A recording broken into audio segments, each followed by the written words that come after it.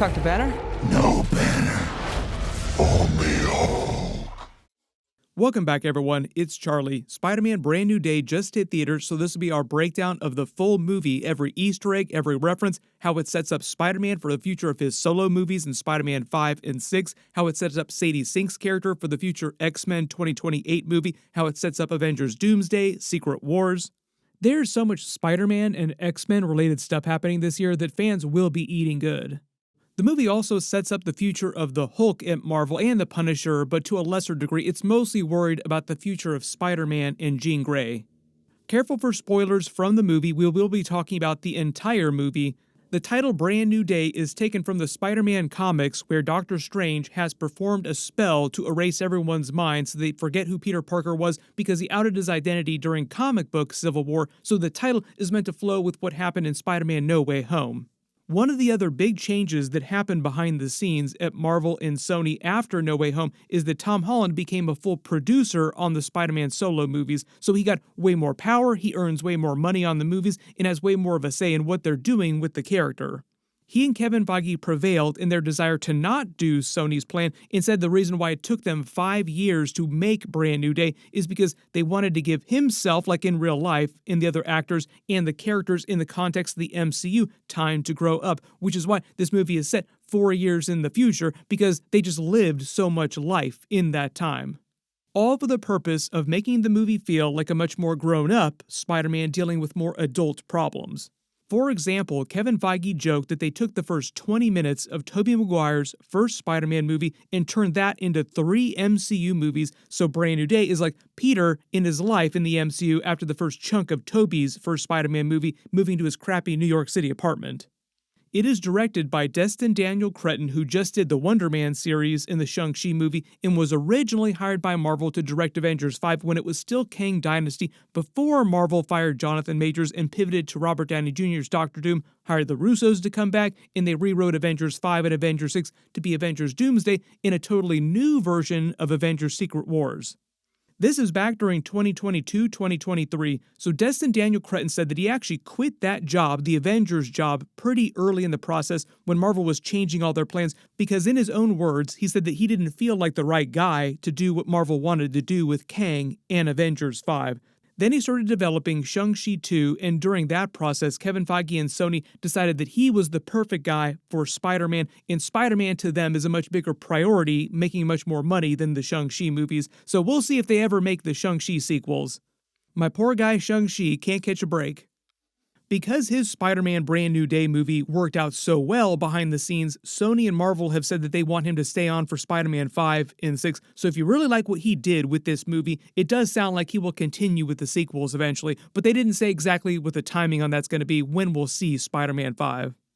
The other big connection to his other Marvel series, Wonder Man, is that he became the next mutant to exist in the MCU after Namor and Ms. Marvel, and now Jean Grey is just the next one. We'll get into this deeper in the video, but they're all naturally born mutants in the MCU before the big Avengers Secret Wars soft reboot, when a whole bunch of mutants and X-Men characters are going to show up all over the place, and the younger versions of the recast X-Men characters will form that new team, and we'll meet them in that new X-Men 2028 reboot movie. Sadie Sink's Jean Grey is just the first one on that team that we're meeting. The movie doesn't distinguish the difference in different types of mutants. There's mutants and mutates in the MCU, so the Hulk and Spider-Man are called mutates because their bodies were mutated later in life through different means. Traditional mutants, like the core X-Men characters, have to be born with the X gene that later expresses, and they have their biological powers that way. You know how long I've been waiting for this? Woo, I'm about to make a name for myself here. All the other people who have biological powers in the MCU but aren't traditional mutants are called enhanced people. My early assumption is that in the future of Marvel, they're not going to distinguish this or get really technical with that, like the movies won't bother with distinguishing who's a mutant and who's not a mutant based on their biological powers. But they use this movie to introduce her new Jean Grey character the same way they introduced Spider-Man himself and Black Panther during Captain America Civil War. Then they both went on to their respective solo movies, so Jean Grey will go on to her solo X-Men reboot movie in 2028, but also probably come back in Avengers Secret Wars 2 along with Tom Holland's Spider-Man because of the events of the post-credit scene. So don't worry, we'll also get to that too. Marvel made a bunch of changes to the intro to the movie, which they've been doing more and more with their movies. The flipping pages of the Marvel comics beneath the beginning of the intro are the same ones in the Avengers Doomsday trailer. But when it transitions to the characters, it's all different concept art drawings of Spider-Man in his previous movies, mostly from Far From Home and No Way Home. And as it transitions to the 3D Marvel letters behind him, there's a page from the No Way Home script saying, "I know, do it," and it's when he was telling Doctor Strange to perform his second spell, erasing Peter Parker from everyone's memories. With the spell going off above New York City and Spider-Man in his advanced suit in front of it, basically recapping the end of No Way Home in the titles here. Then they replaced all the standard scenes from other Marvel movies that they would normally do in the Marvel letters with scenes of Peter slowly being erased from his friends' memories, depicting the effects of the spell itself over the previous Marvel movies. Them on top of their school talking about going to MIT, MJ actually ends the movie in this same spot thinking about this moment at the end of the movie. Him walking with her in Far From Home when he confessed his secret identity just as she was figuring it out before he could tell her himself. She also figures out his secret identity herself in this movie before he can tell her. Them getting ready to leave for their trip to Europe, him in class sitting next to Ned Leeds in Homecoming, Aunt May helping him get ready for prom, he and MJ kissing on the bridge at the end of No Way Home in London, them on the plane to Europe, MJ and Ned fighting the Stark Tech drones in London, them in the wreckage of the Statue of Liberty right as the spell is about to be performed, and at the end of the Marvel title, he, Aunt May, Ned Leeds, and MJ's faces take up each entire letter. I also thought it was nice that they gave Aunt May the letter M, as in M for May. The last shot of him, too, is him with the sad face looking up at Doctor Strange as he's performing the spell, understanding the sacrifice that he's making in order to save the world. Then transitioning to the Marvel logo in front of his Spider-Man mask. It's a great creative use of the intro. We'll see if they continue this trend in Spider-Man 5 and 6. I definitely think we'll get a custom version of the intro for Avengers Doomsday and Secret Wars with other multiverse characters from the previous classic X-Men movies in other movies inside the title itself too. As the movie actually begins, Peter starts reading his letter narrating that he wrote to MJ at the end of No Way Home all about the spell and how he still loves her, that he was about to give her but does not at the last minute and puts it in the coffee cup instead, keeping the coffee cup over the next 4 years with the letter in it. The actual beginning of the movie takes place just as Ned Leeds and MJ are starting their freshman year at MIT, not that long after the end of No Way Home, with a quick montage over the course of their 4 years completing their degrees, and the main part of the movie takes place 4 years later after they graduated and returned to live and work in normal jobs in New York City to explain why they're around for the entire movie. Also to show how Peter's life evolves over those 4 years and all the different villains that he faces over that time. Give me rent. You'll get your rent when you fix this damn door! They start by showing him at the beginning of this 4 years in his tiny little apartment from the end of No Way Home. He's got a smaller version of his computer workstation and the advanced 3D printer that he slowly creates and beefs up over those 4 years to fabricate and repair all of his tech he creates, including his new suit, his new web shooters, and later in the movie, his inhibitor chip. But here it's meant to be all primitive versions of that just evolve over time as he couples together more and more advanced things.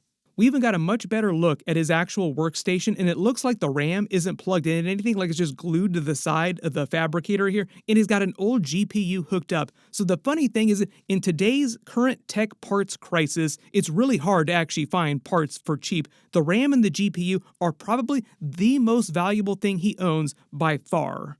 The movie never explains how he gets money to pay for anything like his rent. The rent is due, make all the Tobey memes, but maybe he just dumpster dives for spare RAM and GPUs and sells them on eBay, because that would actually make him way more money than taking pictures of Spider-Man and selling them to J. Jonah Jameson. Work smarter, Spider-Man, not harder. They introduce his new AI that he creates called EV. They never explain what EV is short for. You can let me know what you think it means in the comments below, but she is voiced by Naomi Watts. Pretty big name. We will see if she sticks around in sequels, but because of the way that AI is evolving in real life, regular people have their own AIs that they talk to all the time, so it only feels natural that everybody in the MCU would also have versions of that too. During the movie, Destin Daniel Cretton said that Spider-Man's life had gotten so isolated and sad that Evie becomes his only friend, which a lot of people in real life share this, using AIs as emotional surrogates instead of talking to actual humans. They even used the recent South Park season to make fun of this.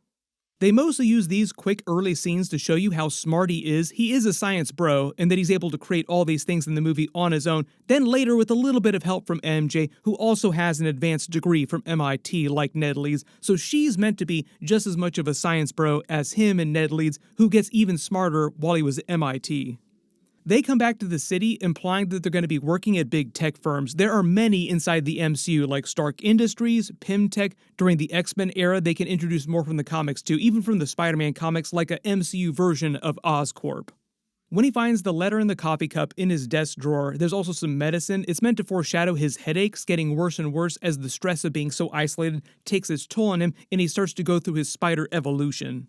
On his desk, you see the giant Lego reminding you that he and Ned Leeds love to play with Legos and foreshadow them putting together the Lego Star Wars X-Wing later. He took Lego Palpatine with him at the end of No Way Home, and Ned Leeds kept his Lego Chewbacca for years, and it's on his desk during this movie too, but doesn't really remember that he played Lego Star Wars with Peter specifically because of the spell, only that he loves Star Wars Legos. This is another big thing in the movie too, where muscle memory doesn't seem like it's affected by Doctor Strange's spell. So Ned instinctively remembers playing Legos with Peter and remembers their handshake at the end of the movie, but doesn't have any of the more complex memories of what they were doing together all those years. So the idea is that the spell's effects are not undone, it's just that Ned Leeds realizes that Peter Parker is Spider-Man at the end of the movie using natural clues that he figures out over the course of the movie. There's going to be a big question about this after the movie, like, did they undo the spell? No, they didn't undo the spell. MJ still doesn't have memories of Peter from before. She just knows that at one time she was very close with Peter, but doesn't understand what was happening during those moments, just that it was a big deal at one point.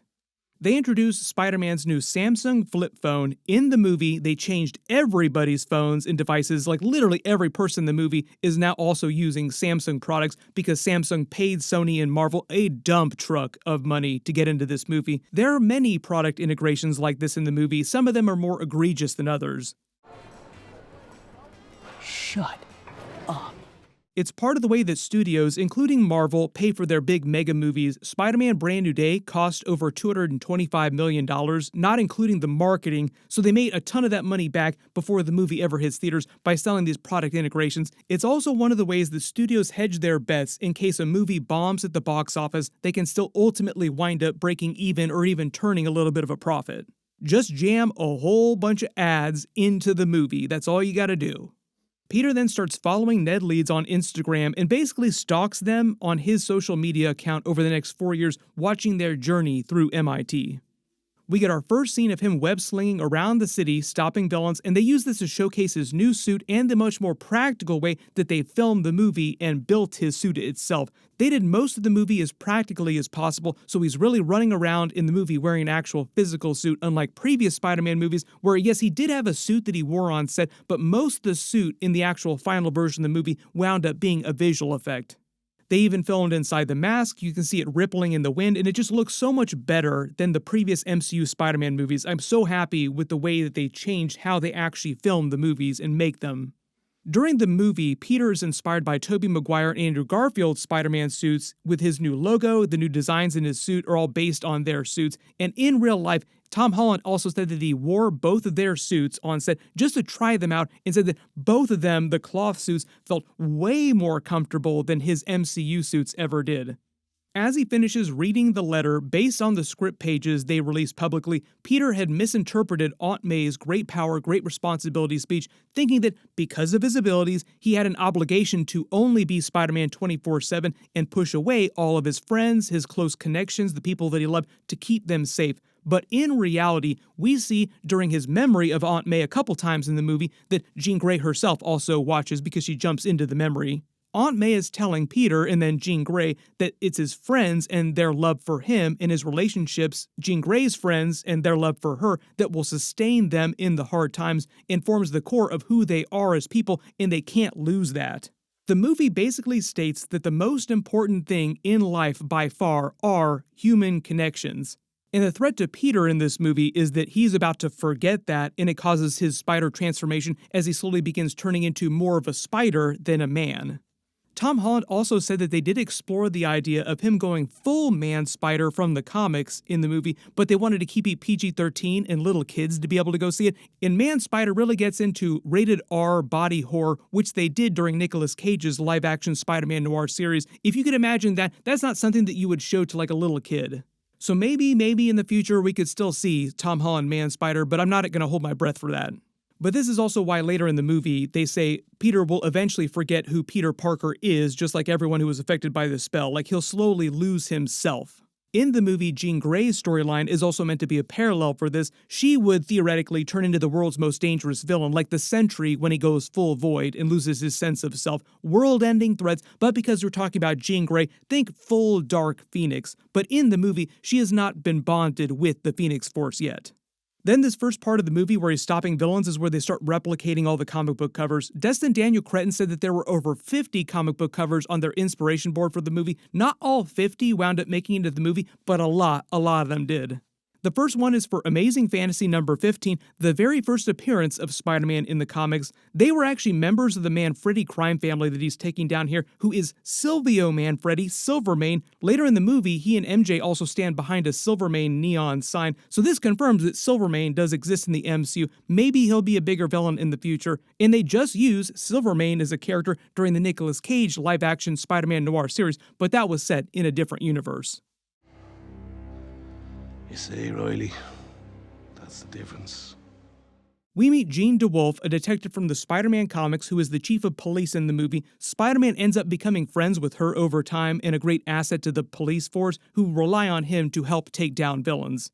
Spider-Man becomes very, very popular in New York City with pretty much everybody except for the villains. And because of how the timeline in the movie works out during this montage, this actually starts before Kingpin becomes mayor in Daredevil Born Again Season 1, and then montage of 4 years overlaps with that. So the main part of the movie takes place after Daredevil Born Again Season 2, when Matt Murdock has gone to prison and Kingpin has been kicked out of office. So that's the main reason why Daredevil and Kingpin don't appear in the movie. Also because the movie probably didn't have room to do significant things with those characters, and they didn't want to just have one-off 2-second cameos with Daredevil.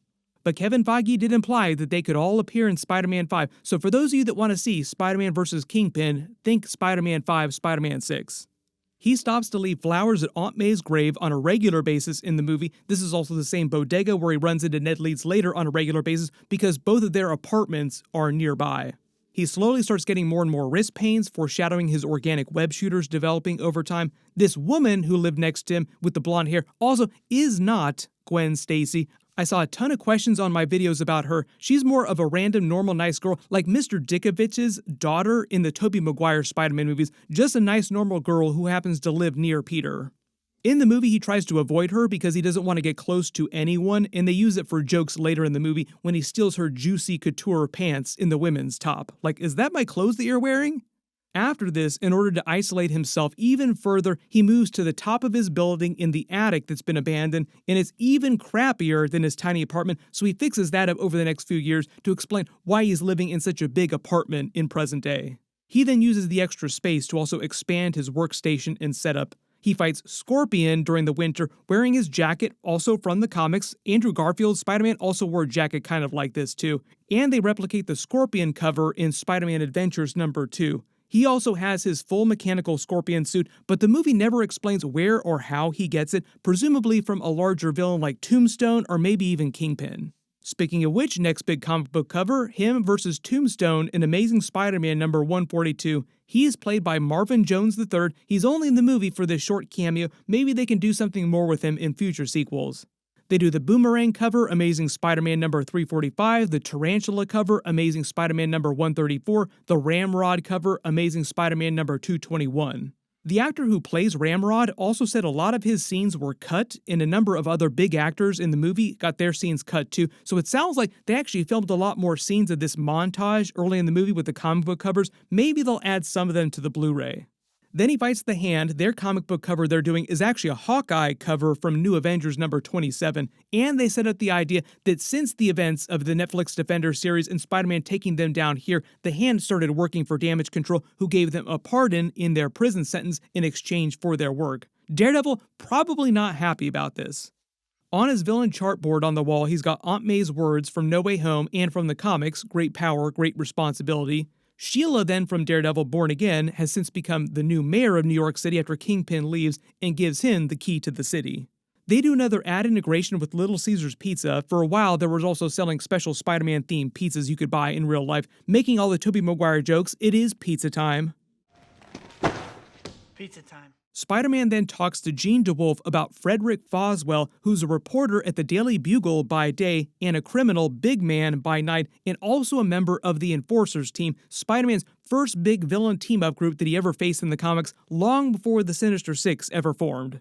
You also notice that Jean DeWolf, and her daughter are also playing with Samsung phones. Like I said, everybody in this movie uses Samsung products. That's how much money they paid to Sony and Marvel. They have a very egregious Beero integration, Tom Holland's non-alcoholic beer brand in real life, and then he gets the alert for the tank chase scene with Jean Grey and the Punisher, giving them their intro into the movie. You also notice really small on the dumpster in the alleyway next to the bodega in his apartment, there's also a torn-up poster of Kingpin for Mayor, which feels kind of like a metaphor, like a joke. Mayor Kingpin was trash kind of vibes. He was a dumpster fire. Tom Holland said that they came up with very gross jokes about where he keeps his phone. There were a lot of questions about this. What does he do with his phone while he's web slinging? I think their joke that he didn't want to repeat is that Spider-Man keeps it up his butt or clenched between his butt cheeks. The real answer is that he probably just has a pocket built into his suit that's tight enough around his body that he can keep it like inside the back hip portion inside his suit. All the web slinging scenes throughout the movie were amazing. We find out Punisher is chasing the damage control tank that Jean Grey stole from a different damage control base in the area by taking over the mind of an old lady who was just a janitor at that base. The reason why Jean Grey knows how to operate the tank is because she stole the information from another guard at that base who did know how it worked. So it's meant to show you how Jean Grey can learn things from different people's minds very quickly, just more things of how her abilities work. But Punisher doesn't know who Jean Grey is at this point, and he doesn't know anything about the mind control or the old lady that's actually in the tank. He just got an alert about a tank on the loose and is trying to stop it before it can hurt more people by destroying it, or more likely just killing whoever's inside. So the idea is that had Spider-Man not stopped Punisher, he definitely would have blown up and killed that old lady. They have multiple arguments like this in the movie over Spider-Man's no-kill rule, like no matter what you do, don't kill her, don't kill Jean Grey, which Punisher also does not obey. He tries to kill Jean Grey at the end of the movie. We find out that they have history together already, they worked together. Spider-Man saved his life during a previous save at Staten Island. They refer to this multiple times in the movie as the Staten Island incident. It's their origin story of their friendship, and it's like their version of the Hawkeye Black Widow Budapest job, where you don't know exactly what happened in Budapest till like way late, like 10 years later in the MCU, but it was something crazy. So the idea is I think that they'll probably just continue this when Punisher and Spider-Man cross over in the future. Maybe someday we will find out what happened on Staten Island, but it's not a specific reference to any big comic book moment or anything like that. What happens on Staten Island stays in Staten Island. But whatever happened, Spider-Man saved Punisher's life, and it's why he reluctantly wants to help Spider-Man and MJ and Hulk out later in the movie, because they're actual friends now, despite Frank's many complaints in the movie. They are real friends. So if it wasn't clear, the movie wants to set up the idea that Spider-Man and Punisher will continue to cross over, but Spider-Man is not going to be on the TV shows. Like, there's no way that Sony's going to let him appear on the TV shows, so it just means that Punisher will appear in future Spider-Man crossover movies at some point. Also plays Daredevil, also plays Kingpin. The little kid that Spider-Man saves during the tank fight is not Miles Morales. I got a lot of questions about this too. No, every little kid that looks like Miles is not Miles. He's just a regular little kid. But Tom Holland and Kevin Feige did say that they would love to eventually do live-action Miles Morales in the MCU after Beyond the Spider-Verse. So it'll happen eventually. Amy Pascal, the lead producer on the Spider-Man movies at Sony, also said that they currently have plans to develop a live-action Miles Morales solo movie at Sony, so we'll see how they figure that out in Marvel Phase 7, but eventually you will see Miles Morales. The other big thing during this chase scene too, that girl on the bus with the streak of white hair is not Rogue. There is only one X-Men mutant character in this movie, and her name is Jean Grey. Previously on X-Men. While they're on this tour bus, the tour guide also points out that they're on the street that was destroyed during the first Avengers movie. It's the street where they did the famous 360 wraparound shot of the original six together. And even though people make a lot of jokes about why would you want to live in New York City in the MCU if there's so many disasters there, like your chances of dying would be so much higher. But if you think about it, TikTokers, YouTubers, people who post on social media would love to live there because it would be a gold mine of content. So much crazy stuff happens that they would just turn into crazier videos. Every single day, you always hear about some crazy person on social media being arrested for trying to do something really illegal and really crazy and over the top on social media. Spider-Man then slaps Punisher out of the back of his car and webs his mouth up so that he can drop a bunch of F-bombs because they wanted to keep the movie PG-13, so they just let him do it underneath the webbing. We then learned that Jean Grey was using the tank to break Scorpion out of Damage Control's prison so she could use him to find out what VMAX was in Damage Control's servers. Scorpion has been in and out of prison since the end of Homecoming. Spider-Man just keeps taking him down and they just keep re-arresting him. Later in the movie, they make another joke about this, like, oh hey Spider-Man, yeah, great to see you again.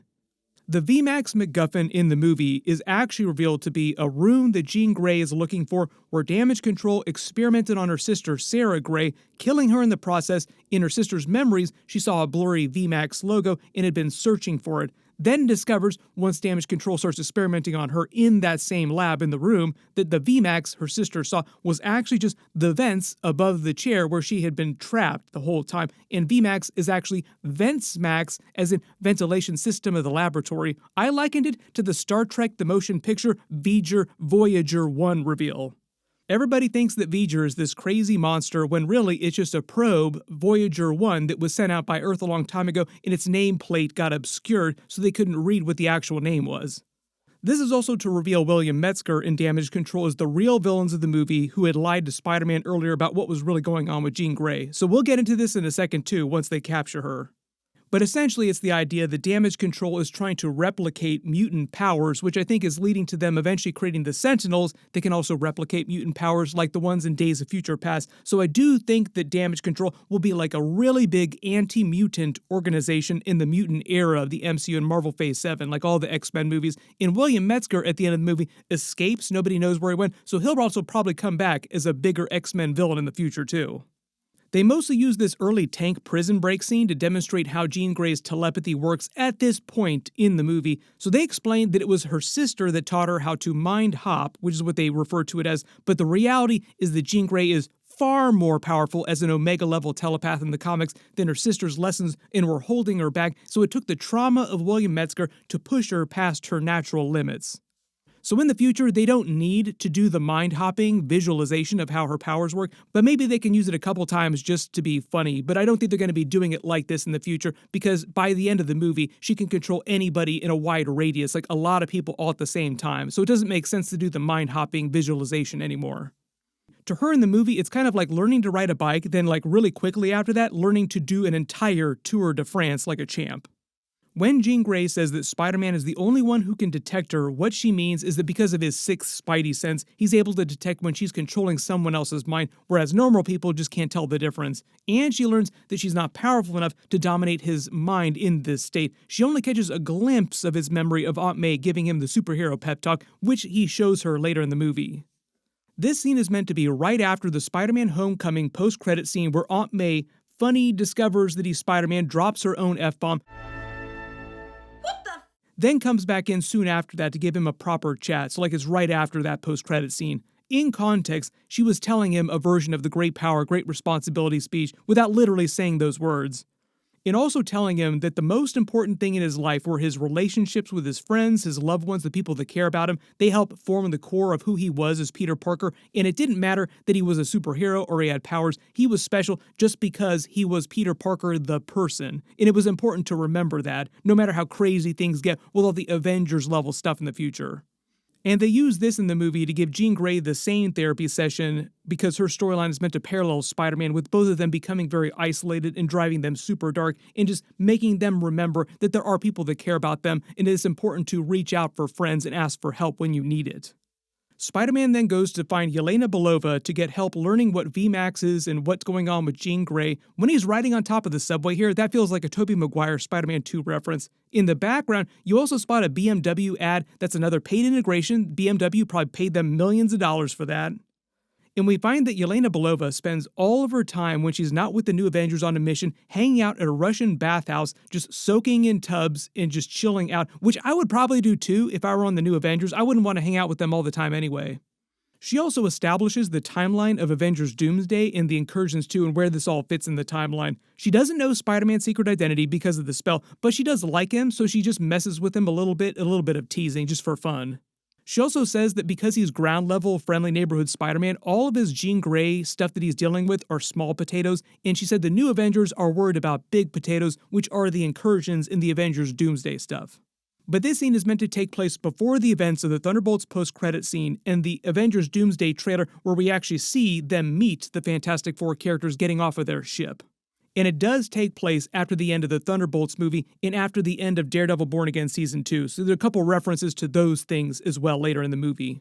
She makes the joke about there being a lot of dirty fan art of Spider-Man online, like Rule 34 Spider-Man type stuff, referencing a really raunchy picture of him with 10 Mysterios that Spider-Man says haunts his nightmares.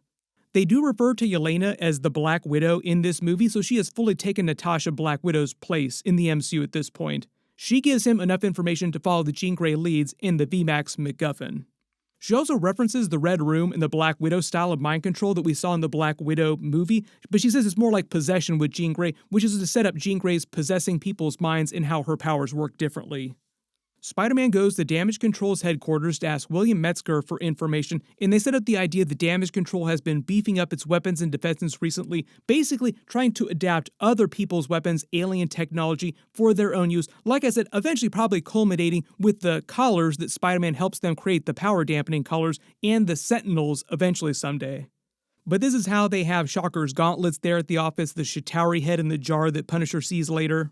William Metzger then lies to Spider-Man about everything, trying to use him to capture Jean Grey, and we also learn Damage Control has been developing anti-Spider-Man countermeasures too, planning to take him down eventually. So eventually, they were going to turn on Spider-Man. They really want you to feel like Damage Control are the big villains of this movie. This whole storyline also feels very Trask Industries X-Men story adjacent, so this will probably become a much bigger thing in the future X-Men movies too. He then sees Ned at the bodega, who apparently has an energy drink addiction, comes to get beer kegs for his party. The kegs also say Jackal beer, which is a reference to the Spider-Man villain, Jackal, who doesn't appear in this movie, but maybe they did a version of him at some point and just cut him out during the edit. Apparently there was a lot of stuff they cut out of the movie. Maybe. Spider-Man follows him to their apartment party to snoop on him and MJ's lives, sees Ned Leeds' Star Wars Lego Chewbacca that they played with together when they were younger, his Spider-Man conspiracy board, who explains he's been trying to find Spider-Man and how he developed the Spidey Tracker app, which they use for a couple big twists in the movie, including the post-credit scene. Apparently, it's very popular around New York. Even the Punisher uses the Spidey Tracker. There's a lot of references on the board, too. There's a joke about Spider-Man maybe being British. That's a joke about Tom Holland in real life being British. There's pictures from all the previous Spider-Man movies. Ned reveals he thinks the two most likely candidates are Flash Thompson and Mr. Harrington, which Spider-Man laughs at. The Latino Spider-Man Prodigy article is also a reference to Miles Morales, who is Latino African-American. In the background, you can see Ned has a Naruto poster on his wall. It's a reference to Daniel Destin Cretton doing the live-action Naruto movie next after this. Ned's Spidey Tracker ringtone is also the 1960s Spider-Man theme song. MJ calls him Friendly Neighbor, as in Friendly Neighborhood Spider-Man. When he says his name is Maynard, I think that's meant to be a reference to Maynard Tybalt, the Ringmaster villain. Ned then references MJ trying to get a job at a big tech firm in New York City, but she turned it down because she wants a more moralistic job. She majored in aerospace engineering, which is screams Stark Industries type of stuff, but she also said that she was majoring in biotechnology, biochemistry, which also kind of screams Oscorp too. There are many, many big types of tech firms in the MCU that they can eventually have her working at some point. Her boyfriend right now is played by Amon Esfandi, who is Ezra Bridger in the Star Wars universe. He doesn't have any secret identities in the movie. I think he's just meant to be a normal dude. Spider-Man then sees them kissing, crashes out because he can't handle it, flashing back to all the major memories of them together from the previous movies, and the trauma of the incident just causes him to succumb to his spider transformation as he goes into the cocoon from the comics, evolving more spider-like organic powers. This is based from the other storyline with the spider totems, but the powers he gets from it are different, like they tone it down quite a bit, and they don't do the spider totems or the Ezekiel stuff. During the movie, Tom Holland said that they were going to have him go full man-spider briefly, but they changed their minds. But the idea is, if he continued changing in uncontrollable ways to like full spider DNA expression, he would have gotten the 6 arms from the comics and gone full man-spider. While he's passed out in the cocoon, he sees Aunt May giving him the pep talk, further setting out the end of the movie, and discovers that he suddenly has his organic web shooters, and organic webbing is way stronger. He can produce way more of it, just like Tobey Maguire's Spider-Man, who he calls Peter number 2 in the movie. He's stronger, all of his base stats are greatly enhanced, including his senses, and his spidey sense is more powerful too, more acute. He decides to accept the changes at the end of the movie, so he will have these organic web shooters and all of his other new abilities in future movies as well too. But I'm never expecting them to do a rated R Tom Holland big budget Spider-Man movie, so we'll see if they ever try to pull off any kind of actual man-spider stuff in the future. Not gonna hold my breath for that. He tests out his new web shooters, making a reference to Tobey Maguire's Spider-Man, the spider holes from No Way Home. I wanna see the holes. He then tries to take down Scorpion with his new abilities, but because he hasn't figured them out yet, it's a bit of a disaster. Learning Jean Grey is controlling Scorpion, trying to learn out more about the VMAX. He loses control, causing his spider side to express more, having his own Hulk out moment where he almost kills Scorpion and a cop. And it feels just like Tobey Maguire in Spider-Man 3 after he got the Venom symbiote and he started to become more and more hardcore, hurting people more and more. The next day, he goes to see Bruce Banner, who is working as a professor of physics at Empire State University, where Peter did go to college in the comics. Maybe he'll enroll there at some point, but I think the movie makes it feel like he doesn't need to go to college, so I'm not expecting him to actually go to Empire State University in his future Spider-Man movies. His lesson on lattice chromodynamics in arranging time and space is also meant to foreshadow the events of Avengers Doomsday in Secret Wars. That's basically what Doctor Doom does during Secret Wars. He rearranges reality to suit his needs. Before this day is done, we shall be faced with an unthinkable decision. They have a bunch of jokes about the events of all the Avengers movies. One of the kids asks the common question of Avengers Endgame, why didn't Thanos just use the Infinity Gauntlet to double resources instead of having the population? And even though he implies that it wouldn't have worked, like Bruce Banner says, do you want to explain why it won't work, to the kid in the class who's dressed like Hulk and just does his catchphrase, Hulk smash? And the real answer to why doubling resources wouldn't actually work the way people think that it would work is because of the problem of exponential population growth, quickly outpacing linear resource increases, creating complacency and failing to cure systematic greed. So the universe would run out of resources again at an even faster rate, and no matter how many times Thanos kept doubling resources, the universe would continue running out of resources at an even increasingly fast rate, exponentially faster rate. So cutting the population in half reduces the rate of population growth exponentially in the other direction, so the resources of the universe would last for vastly longer before they'd have to kill off half the universe again. It's just the more efficient way to solve the problem. So this also gets back to the idea that Thanos was right. People tell the memes for a lot of different reasons, but yeah, Thanos was kind of right that his solution to the problem was better than doubling resources. There's also a funny moment when the kid asks the question where Peter ponders it, wondering why didn't Thanos just double resources, like he thinks about it for a second. His snap also killed Spider-Man, so he's also probably remembering that too, like remember the time I died when that happened? He then uses Ned Leeds as a fake name, and Bruce Banner doesn't know who Peter is because of Doctor Strange's spell. It did work on him. He wants to adapt his gamma inhibitor for himself to block his spider transformation, and then Banner has been wearing the inhibitor since the events of the She-Hulk series for people that didn't watch She-Hulk and wonder when he got this.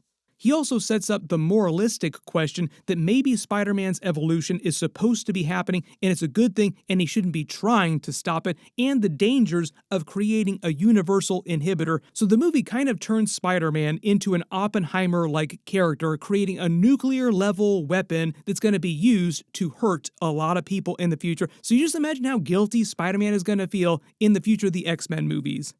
Back at his apartment, he listens to a nature documentary about spiders, and it's narrated by Keith David himself, who played Tombstone on the animated Spider-Man series. It says that spider molting transformations are about rebirth, and it's another reference to the Brand New Day title of the movie, like Spider-Man Rebirth. He finally makes a working inhibitor chip, and you also notice that he's wearing a Mr. Delmar Deli's t-shirt. On the street, he then runs into Jean Grey again, and she uses her mind hopping for them to have a really cool conversation, hopping from mind to mind, making him worry that she's going to go after MJ and hurt her next. He also learns she's used her powers to track down his apartment and finds the letter. So a lot of the movie is meant to show you how Jean Grey's powers work and what she can do even at this lesser state before she's actually learned to really harness her abilities. It really makes you feel like the classic Bryan Singer X-Men movies really nerfed Jean Grey. For those of you asking about this dude she makes walk into traffic, there's a solid chance that he's still alive, just a lot of broken bones. I don't think that Kevin Feige wants to turn her into a murderer this early in her timeline. The wedding he crashes into isn't anyone from the comics, they just use it for a funny moment, and he convinces MJ eventually to come with him to the Punisher's lair at the docks to try and protect her. Their web-slinging together also feels very much like Tobey Maguire web-slinging with his Mary Jane in those movies. They stop briefly behind a Silvermane neon sign, another big Spider-Man villain from earlier in the movie they reference, as MJ starts to put the pieces together and realizes Spider-Man was somebody that she knew and was close to at some point. Jean Grey then jumps into her body, kisses Spider-Man just to mess with him, so technically it was Jean Grey giving Spider-Man a big kiss. And her falling off the building with Spider-Man catching her is another Andrew Garfield Gwen Stacy reference, also happened in the comics with Gwen Stacy, but is able to catch her just fine. They also replicated the moment from Spider-Man No Way Home with Andrew and MJ, so this is the second time that this has happened to MJ. Are you okay? Causing Spider-Man to promise to back off of Jean in exchange for her leaving MJ and Ned alone. So he takes her to Punisher's lair at his Golden Girl boat from the comics, big deep cut, and she does take Spider-Man's advice and does not eat Punisher's chili. Whatever you do, don't touch Punisher's chili. She then sees the pictures of his dead wife and child, and this is meant to be set after the end of the Punisher One Last Kill special presentation, so he's still hardcore, but he's not on the verge of killing himself like he was at the beginning of that special. That was what the One Last Kill was a reference to. He himself was the one last kill. He was going to kill himself. MJ then goes into full science bro mode and helps him discover who Jean Grey is. She was born in the MCU naturally. We'll probably learn more about her backstory in the new X-Men reboot movie in 2028. But the funny reason why MJ likes Punisher here is because she is also a big conspiracy nut in the MCU, just like he is, so they both think alike. When she references Mrs. Spider-Man, she and Spider-Man do get married in the comics, but there are several female versions of Spider-Man. Their daughter, Mayday Parker, also has his powers. She becomes a Mrs. Spider-Man eventually when she eventually gets married when she grows up. Spider-Woman, many other variants, have hundreds of them in the Spider-Verse movies, many female versions of Spider-Man. During the comics, Peter also has many different love interests, not just Mary Jane. Like there's Gwen Stacy, Black Cat, Betty Brant, even Kitty Pryde of the X-Men, because we're talking about so much X-Men stuff in this movie. Punisher starts getting Spider-Man hooked on coffee, and he leaves the letter to MJ on the table where she eventually finds it. He also gives Spider-Man some truth bombs when he tells him that he doesn't live alone, the life that he leads right now by choice. This is a sentence of penance that he's serving because he has to do it, not because he wants to. The Punisher is being punished by being forced to be the Punisher. And ultimately, it winds up being MJ to be the one to convince Punisher to go help Spider-Man out with Jean Grey and Hulk. Jean Grey then takes over Bruce Banner using Professor Hulk to try and break into the damage control facility. William Metzger isn't lying to her when he says that he doesn't know what VMAX is because it's just a common name on the vents, like it's just some industrial product name. It means nothing to him. But when she tells him that her name is Jean Grey, he instantly remembers her sister Sarah Grey and realizes who she is, deciding to capture her and use her to complete his mind control device. Then I absolutely love the way this Hulk fight goes down. This is like the best Hulk fight scene that we have seen in an MCU movie ever. Please, more of this, Marvel. First, he faces Jean Grey while she's controlling Professor Hulk until she loses control of his mind, breaks something inside of his mind, freeing the Hulk, causing him to transform into full Savage Hulk again for the first time in so many years. The reason why he gets so much bigger is because his Savage Hulk form is bigger than the Professor Hulk form naturally. He is also way more powerful than Professor Hulk too. Their whole fight scene here with Savage Hulk really makes me want them to do a Hulk solo movie. So Marvel, make it happen, do whatever you need to do, make whatever Faustian bargain you have to do with Universal to get it done. Daniel Destin Cretton also said that Mark Ruffalo had pitched him on some really cool Hulk movie ideas, so there's always a chance that they do a Hulk movie directed by Destin Daniel Cretton. Punisher has faced against Hulk in the comics, but they joke about this in the movie that he's got no chance and his bullets are just gonna tickle him at best. There's also a big thing in the trailers too. Spider-Man and the Punisher are not actually able to defeat the Hulk. They're not strong enough. Hulk only stops when he remembers Peter Parker, who tells him that they were friends, because in the comics, Doctor Strange's memory spell did not work on the Hulk's mind the way it worked on Banner's mind, so Hulk remembers Peter is Spider-Man, and I think that's the reason in the movie that Hulk ultimately backs down, like he suddenly realizes what's happening, oh, it's my friend, and then slowly transforms back into Banner. Sun's getting real low. Punisher then sees the Chitauri head in a jar, and Jean Grey just easily takes over his mind, but ultimately is stopped by Spider-Man, who puts the universal power inhibitor on her, allowing Damage Control to capture her, take her back to their lab, along with his inhibitor chip that they can now adapt into the power-dampening colors for all the mutants that are going to show up eventually. Thank you very much, Spider-Man. I'm sure all those new X-Men characters are going to really appreciate that. She tells Spider-Man about her sister Sarah, causing him to later realize that William Metzger lied to him. Jean's sister Sarah in the comics only shows up a little bit. She's more of a deep cut. Every once in a while you see her pop up. They carry off Bruce Banner, who say later he was sent to a psych ward to explain why he's not in Avengers Doomsday, so this is why you didn't see him during Chair Watch, or you haven't seen him during the Avengers Doomsday trailer, but he will also return in Secret Wars. They do plan on doing a lot of Hulk stuff. He returns to MJ, who has it out with him over the contents of the letter. He admits everything, confesses his love for her, but because the spell still works on her, she doesn't remember him, doesn't have memories of him, so she doesn't love him. I don't even know who you are. But there is hope that they maybe get back together again at the end. They just want to leave a little room for that. But for the foreseeable future, they'll just be friends. But if they do get together, they'll build this new relationship together, not based on all their previous events that they spent together during high school. He takes her home, then stays to make a Star Wars X-Wing Lego with Ned Leeds, like they did during Spider-Man Homecoming, make Lord of the Rings quotes to each other, canonizing Lord of the Rings to the MCU. I wonder what Magneto thinks of Gandalf in those movies. MJ draws a picture of him as Peter without the mask, playing with the Legos with Ned. Later in the movie, she leaves the picture at his bedside in the hospital to reveal that she came to visit him but not Ned, because Ned doesn't figure out his identity till the very end of the movie. You also notice in her depiction, the logo on his spider suit looks more like the Homecoming suit when they played with Legos together when he was in the suit, and during those events, Ned did wear the mask briefly for fun. A lot of other people now after this movie having worn the Spider-Man mask, including Punisher. You also notice behind them is a PS5 because it's a Sony movie, so of course there are PS5s. There's multiple PS5s in the movie, sometimes near characters and actual scenes like physical PS5s, and sometimes just advertisements for them like on the train. Sony really wants you to buy PS5s. Also notice that on the PS5s there are disc drives. Sony, please start selling physical discs again.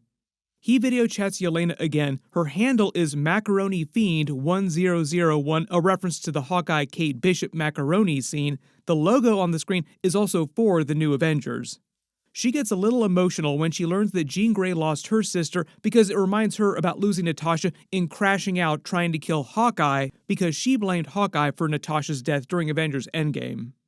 As Spider-Man is leaving to try and save Jean Grey from Damage Control, MJ lets slip that Spider-Man's name is Peter, which is why Ned is able to figure out his secret identity at the very end of the movie because he tells him his name is Peter, and it explains why he was at their apartment and why he instinctively remembers how they made the special handshake, like, oh, that's how I know this, because maybe we knew each other at one point. But if it wasn't clear, they don't undo the effects of the spell on MJ or Ned Leeds. It's still active. They still don't remember Peter from high school. They just realize that they were close to him at one point. And like Ned Leeds, for instance, remembers that he probably had a handshake with Peter at one point, but he doesn't remember all the details of why. Presumably after this moment where they do the handshake together and he realizes it's Peter, Peter tells him the truth about the past. But it's still not going to undo the effects of the spell. I could do that. You haven't? In the Damage Control lab, Jean flashes back to her sister teaching her how to hop minds. Her sister was a telepath, but not nearly as powerful as Jean, so this places that distance limit on her powers without her realizing it at the time. You also notice her sister is wearing the yellow jacket and the green and yellow scrunchie, which are Jean Grey coded colors, and Jean Grey herself, which also looks similar to some comic book depictions of her. She winds up spotting the scrunchie inside the lab, which is how she clocks that this is where her sister was being held. Damage Control captures her sister in the memory, but she stops her from trying to save her, so they won't catch her either, eventually sending her the telepathic message about the VMAX before she dies. The way that William Metzger talked about it, her sister was with them for months before it sounds like she died, not years. Punisher reveals that he knows to follow Spider-Man because of Ned's Spidey tracker. He's also a fan of Spidey tracker, planning to kill Jean Grey to eliminate any potential world-ending threat. Might she go off the deep end and turn into a Vecna type of character, making more Stranger Things comps because it's Sadie Sink. They wind up pushing her past her self-perceived limits, and she fully comes into her Omega-level powers from the comics, including telekinesis, and she puts a similar push as Sentry in the Void during Thunderbolts on the world, where she almost kills a lot of New York City. And if it wasn't clear, her psionic blast isn't meant to be the Phoenix Force manifesting. She hasn't been bonded with it yet. They'll probably save that for the future X-Men movies. Like, there's just too much story, too much Phoenix saga to get into down the road, and it's just like a long ways off. Maybe in like 10 years, we just got done doing Sophie Turner's version of the Dark Phoenix saga. She winds up mind-controlling the Hand to fight Spider-Man. It's an amazing fight. Really love this. It was actually Jackie Chan's stunt team that actually worked on this for the movie, so that's why it looks so much cooler than like we used to traditional fight in a Spider-Man movie in the MCU. And it takes him embracing his spider evolution and his new abilities finally, instead of trying to block them in order to stop them with his web tornado, which he keeps after the end of the movie. Like, he just embraces all the changes that he's going through. So he's going to have all these different abilities heading into Avengers Secret Wars and then Spider-Man 5 and whatever beyond that. He and Aunt May collectively give her an S-tier great power, great responsibility therapy session, and the idea of Jean not doing this alone. The message is also meant to foreshadow her joining the X-Men and them becoming her new family and the people around her that she grows to love. I am sure it's going to be a good long while before she starts another love triangle with like the new recast version of Wolverine and the new recast version of Cyclops. He and Jean also implied that they're best friends for life now, so probably more Spider-Man crossovers in X-Men stories and movies in the future. We will see what Sony winds up agreeing to in terms of their sharing relationship, because usually the crossover movies that Spider-Man appears in are just the Avengers movies right now. He's able to use his enhanced Spidey sense now to detect Punisher's bullet from that far away, but she saves his life then by using her telekinesis to keep his lungs working until Punisher can get him to the hospital and keep him from bleeding out. When Punisher takes him to the hospital, they also replicate the cover from Marvel's Civil War when he did the same thing after Spider-Man almost died. Even though they had to take his mask off to put the breathing tubes in, Punisher implies that he did that part by himself without the doctors, and they protected his identity while he was being operated on. Even though they had to cut the suit up, they left the mask on. But when he finally wakes up, you also notice that he catches John Bernthal napping. He's been caught napping again. He's never going to live down the allegations. They then confess that they're best friends, like bros for life, meaning probably more Punisher crossing over into the movies in the future, and helps him escape by wearing the Spider-Man mask, just like Ned did briefly, distracting the crowd below so that Peter can leave, because nobody knows who regular Peter Parker is, with a couple of exceptions, because when he's walking out, one of the doctors looks at him with a very knowing look, like, oh, you're that kid that we were treating that had the Spider-Man mask on. And the little kid in the crowd figures it out, and he gives him the thwip back. So, like, there's a little kid now and a doctor who also figured out his identity. This is just a reality of him being Spider-Man around the city. There's going to be cameras that catch him. There's going to be, like, little kids that actually spot him. So eventually, people will start learning who he is, but, like, not in a really, really big way, like with Mysterio out at his identity. And the moment of him getting to experience the crowd cheering for Spider-Man is supposed to feel like Tobey Maguire experiencing something similar during his parade in Spider-Man 3, like, oh, they really love me. They love me. MJ ends the movie with the black Dahlia necklace that Peter gave her in Far From Home on top of the school from No Way Home, implying that she'll continue to be friends with Peter. Maybe there'll be something between them that will develop in the distance, but like they're not going to get back together anytime soon. Jean Grey is on a bus heading to upstate New York on her way to Westchester, wink wink, next stop, X-Mansion, X-Men 2028 movie. Even though I do think that she's also going to show up during Avengers Secret Wars at some point, I think this is the reason why Famke Janssen's version isn't coming back in Avengers Doomsday, and we don't see Sophie Turner's version of Jean Grey coming back either. Maybe in Secret Wars, but it seems like they're not coming back because Marvel wants you to focus on the brand new version of Jean Grey that they just introduced. So if she comes back, it'll probably be Avengers Secret Wars, Sadie Sink's version. But at least buy that X-Men 2028 movie when they introduce the rest of those recast X-Men, and they'll all be on par with her age too. But all of them will also show up from inside the MCU that has been soft rebooted, where mutants are everywhere and people with the X gene all the time, instead of just a handful of people like right now before Avengers Secret Wars. They also said that Black Panther 3 is going to involve a lot of mutants now, and it's going to be set after the new X-Men reboot movie, so part of me wonders if they're also going to use Storm in that movie too, and maybe we'll meet the new MCU version of Storm also during Secret Wars, but we'll see about that. They might be saving her for after Secret Wars. Maybe that's also the reason why Halle Berry's version of Storm is not coming back in Avengers Doomsday or Secret Wars, because otherwise, why wouldn't you bring them back? Maybe because they're about to introduce another brand new version of Storm. Peter visits Aunt May's grave again and tells her he's not going to do this alone anymore. He's going to let his friends back into his life, and things are looking better. He's not the sad man anymore that Yelena was making fun of.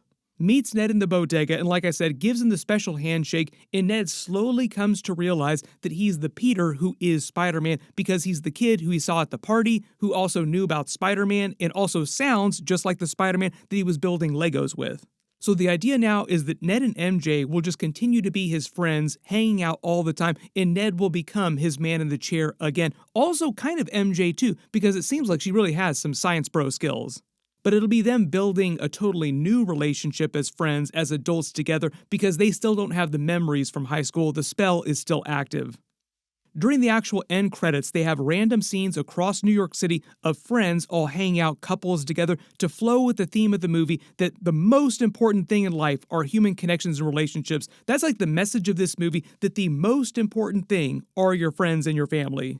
And during the post-credit scene, this is meant to be a big Avengers Secret Wars teaser and explain why Tom Holland's Spider-Man and probably Sadie Sink's Jean Grey do not show up in Avengers Doomsday. What are they doing? It sounds like they go straight to Battleworld, and that's the reason why Ned's Spidey tracker detects that he's in Queens but doesn't know where he is, like location unknown, because it's not on the 616 version of MCU Earth.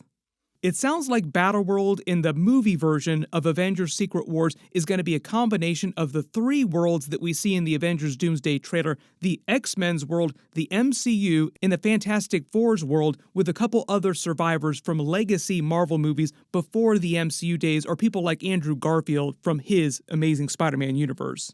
The Spidey tracker then detects a second Spider-Man in deep space, not on a planet, probably on a spaceship. It's probably going to be another version of Spider-Man, maybe Tobey Maguire's version, or maybe Andrew Garfield's version. I found an alien too. On Earth and in space. Oh. Yeah, he was purple. I want to fight an alien. Once it detects that second Spider-Man, this streak of colors comes past the frame to Battleworld. I think now that that's actually the Bifrost, and it's Thor sending some survivors from the end of the final fight in Avengers Doomsday to Battleworld before Doctor Doom warps reality. So a couple people from Doomsday do survive, but Doctor Doom is meant to stomp all the other characters in Doomsday. He's gonna win like Thanos won at the end of Avengers Infinity War. Kevin Feige already revealed that they're basing their Avengers Secret Wars live-action movie on the Jonathan Hickman Secret Wars run loosely. There's going to be a number of changes, but if you've read that story, you kind of have an idea of the way the big beats are going to play out.